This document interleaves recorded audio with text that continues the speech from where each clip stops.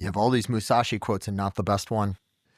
Which one's the class you missed is class you needed? No. He said death may come even by the wooden sword.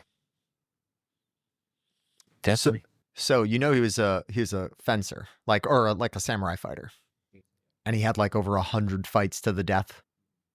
So in one of his later fights in his life, what was crazy was Musashi was challenged often, and in this one challenge, you can look it up. It was across this river crossing or water crossing, and he gets a ferryman to like boat him to this shore where he's going to then have this fight to the death.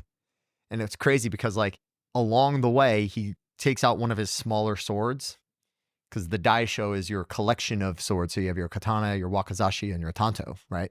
So he pulls out one of his smaller swords and he grabs a spare oar and he starts whittling it to make it look like a bokken, a wooden samurai sword. And afterwards, he's like really admiring his handiwork. Well, they finally, after this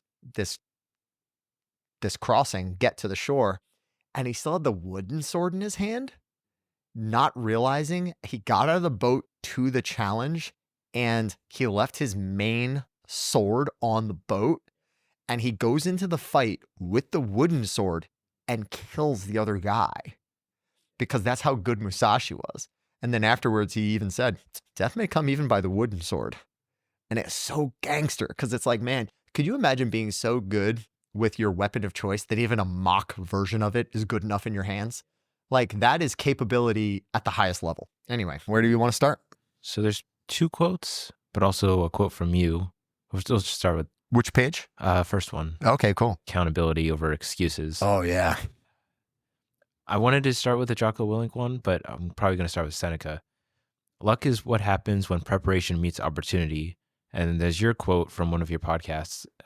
If you're at 90%, you're ready for a match. You'll never be 100% ready for a match. Yeah. I think we glamorize the idea of perfection. And there are very few things that are perfect or even close to pristine in the world. And we really do put it on a pedestal. When you think of like Michelangelo's sculpture, the David, it's the fact that he got veins to pop out of the form, out of stone. His level of expertise in that craft was so absolutely impressive. Do you think that people can't do something like that today? He was human. It exists. You know, the techniques are now known. They're known. But at the time, it was pushing the envelope. And right now, I think it's scary to a lot of people because they can see what high level martial arts is. And I don't mean by watching the UFC. There's not a lot of high level martial arts in the UFC, and you could quote me on that. You have a lot of physically dominant people that are in their prime of age, not in their prime of martial arts expertise. And yes, just because somebody can do a head kick doesn't mean that they should teach me how to do a head kick. Once again, effective versus efficient. But we can really put people on podiums or pedestals rather for being good at a thing. And especially when we see like a really amazing, thought out, complicated move done expertly, we're like, wow, that's incredible. But how many of us can do that? Because the athlete who did it might have certain attributes like super flexible hips. Maybe they've got a certain amount of tensile strength in a part of their body that we don't have. So when we try to do the move, we fail and we don't know why. You don't have to be like the people that you see on TV. You just have to be the best version of you. And I think the problem is when you see these freak athletes who are training, 7 days a week, multiple times a day, and you see them perform, you're like, I got to perform like that. Well, first off, we got to be a little bit more realistic with what we can do and what our expectations are. Then, once we've established the expectations and we've managed them appropriately, we say, what do we need in order to go do a thing? And usually the minimum is not that big. If you told me you wanted to do a jiu-jitsu competition, we would find a local show, because the best thing for you to do is not travel to go compete. You don't need to add the rigors of traveling and the dehydration and the late to bed, early to wake up kind of rigors of that. Just find a local show, sign up and go. Don't think about even trying to make the podium. Just say to yourself, I want to have a match where I make as few mistakes as possible. And now that I've done it, I can look back and use that quantifiable data and say, I can do X, Y, and Z now in my training to correct those mistakes. Build your baseline. Just going back to the shooting community, I don't think anybody goes onto the range with a weapon that they haven't at least tried to BZO first. Because if I don't have that weapon calibrated to my eye relief, it doesn't matter how many rounds I fire down range. I'm just not going to be hitting the black center of the paper because I didn't even zero my weapon. Why do people think they can go to their first jiu-jitsu competition, not only just make the podium, but I'm going to win the whole thing? It's like, it's your first competition. You just need to make sure that you made the weight class. You just need to make sure that you tied your belt right, or you're not wearing the wrong gear. You need to make sure that you know the rules. You need to make sure that you're not going to throw up halfway through your match. And I think the problem is we think that rank will save us, or we think that we're never going to be embarrassed if we go out there. And it's like, no, there's always a risk of injury, being embarrassed, or things not going right.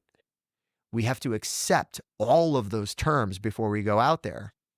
And then we have to say, my results are going to be the byproduct of my work. If my work isn't good, I accept the results. So you don't need to be overly prepared to do these things. You just need to be as prepared as you can be. And you're not going to be 100% because it's unattainable. But you get what you put into it. So if you say, I barely trained for this event, and then you go and good things happen, that's not common. That's an outlier. But if you go and you didn't get the results you wanted because you barely trained for it, that makes a lot of sense because you didn't put in the work. When I think about people who compete like that, it's pretty upsetting that they'll come up to me afterwards and be like, what did I do wrong? And I'm like, man, I don't have the heart to tell you. You didn't show up to class for 2 months. Like, that's the answer. You could have just been more consistent with your training. But ultimately, I do agree, you're never going to be 100%, so just go. Just train with what you've got. Don't make excuses. Accept your outcomes.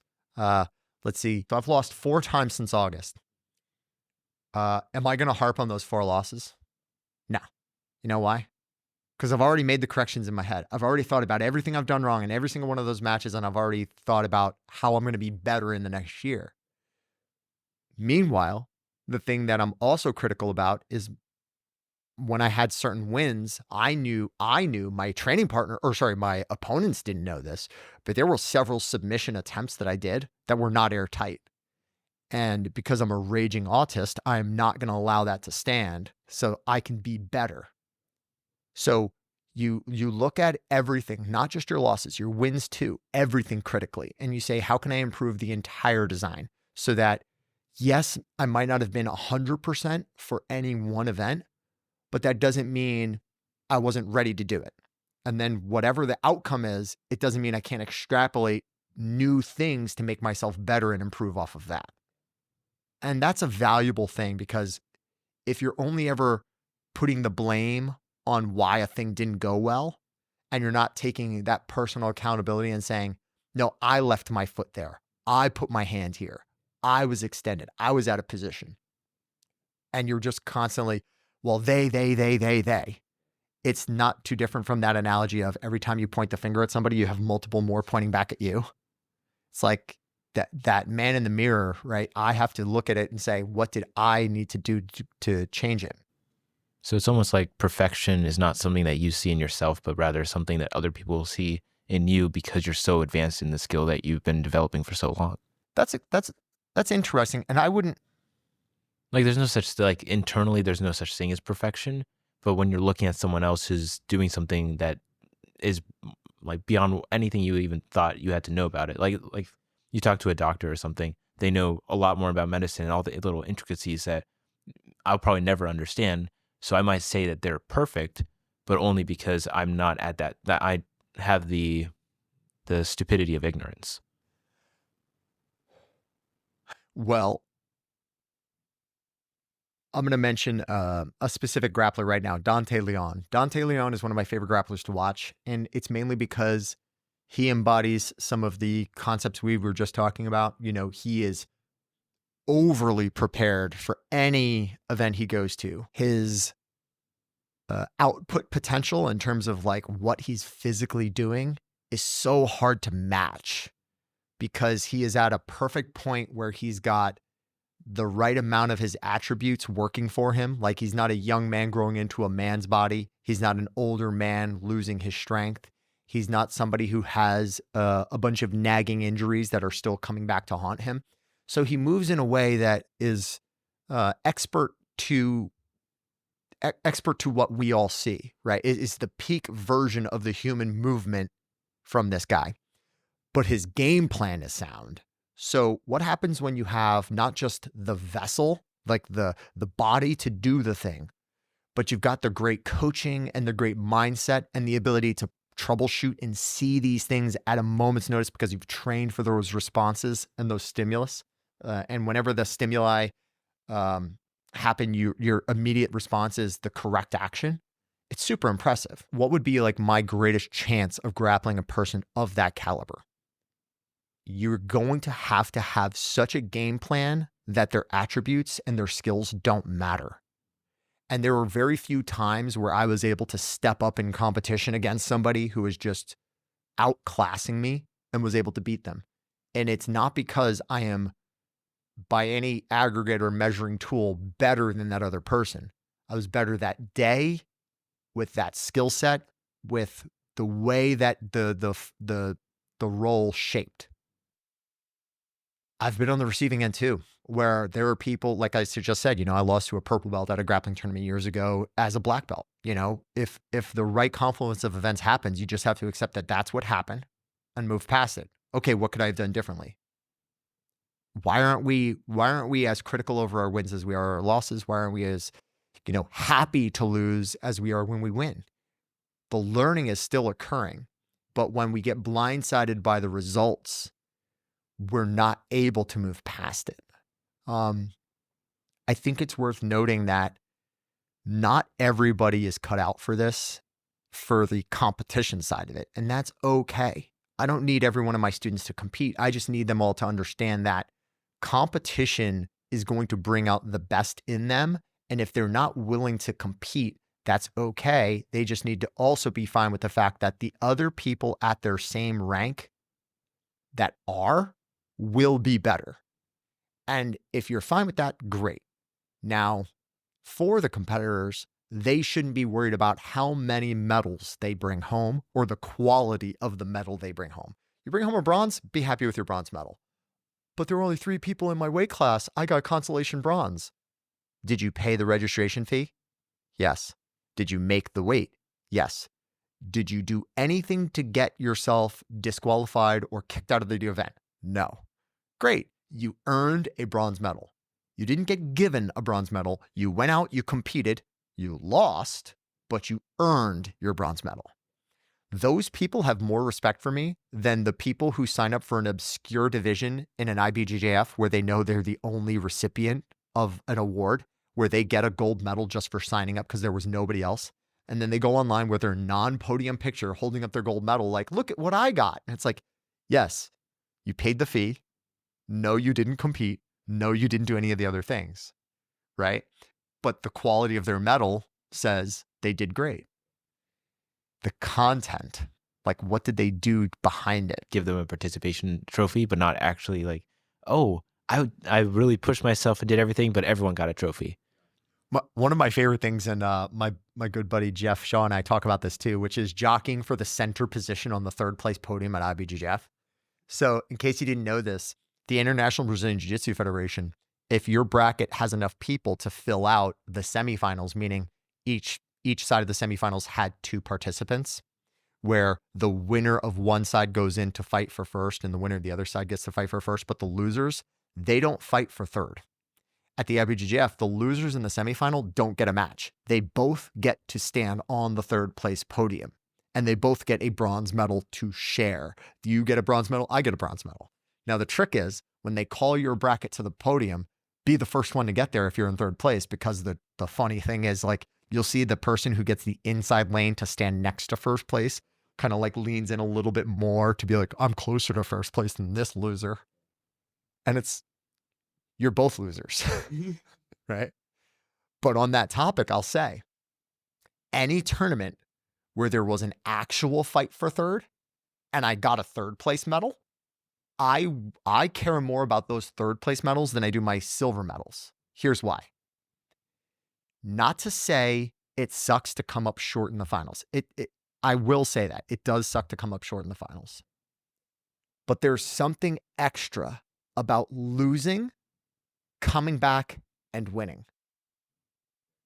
So you can have a pretty awesome day, get all the way to the finals match, and then lose and go home on a loss.